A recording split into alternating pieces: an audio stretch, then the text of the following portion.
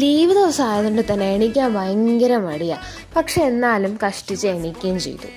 എന്നാലോ എണീറ്റ പാടെ തുമ്മലും ജലദോഷവും. അപ്പോൾ ഒരു ആവി അങ്ങ് പിടിക്കാമെന്ന് വെച്ചു. ഒരാവിയും പിടിച്ചായിരുന്നു എൻ്റെ ദിവസം തുടങ്ങിയത്. അപ്പോൾ എനിക്കിന്നൊരു സിനിമയ്ക്ക് പോകണമായിരുന്നു. ഞാൻ ടിക്കറ്റൊക്കെ ഓൾറെഡി ബുക്ക് ചെയ്തിട്ടുണ്ടായിരുന്നു.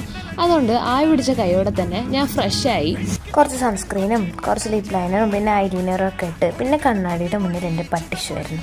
അതെന്താണെന്നറിയില്ല, എനിക്കത് പണ്ടേ ഭയങ്കര ഇഷ്ടമാണ്. മിറർ സെൽഫി നേരെ എടുക്കാൻ അറിയത്തില്ലെങ്കിലും എനിക്ക് അറിഞ്ഞ പാടെ ഞാൻ എന്തൊക്കെയൊക്കെയോ എടുത്തു കൂട്ടി സേവ് ചെയ്ത് ഗാലറി ഫുള്ളാക്കലാണ് എൻ്റെ പരിപാടി. അപ്പോഴത്തേക്കാണ് മനസ്സിലായ സമയമായി ഇറങ്ങാൻ വേണ്ടിയിട്ട്.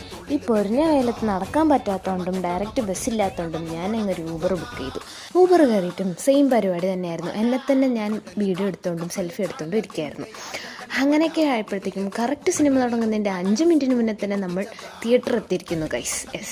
തിയേറ്റർ എത്തി. അപ്പോൾ നിങ്ങൾക്കിത് കാണുമ്പോൾ തന്നെ മനസ്സിലാവും ഞാനിന്ന് കാണാൻ പോകുന്ന മൂവി ചത്ത പച്ചയാണ്. പിന്നെ പ്രത്യേകിച്ച് പോപ്കോണോ സ്നാക്സോ ഒന്നും മേടിക്കാൻ നിന്നില്ല. ഒരു മിൽക്കി ബാർ കൊണ്ട് അങ്ങ് അഡ്ജസ്റ്റ്.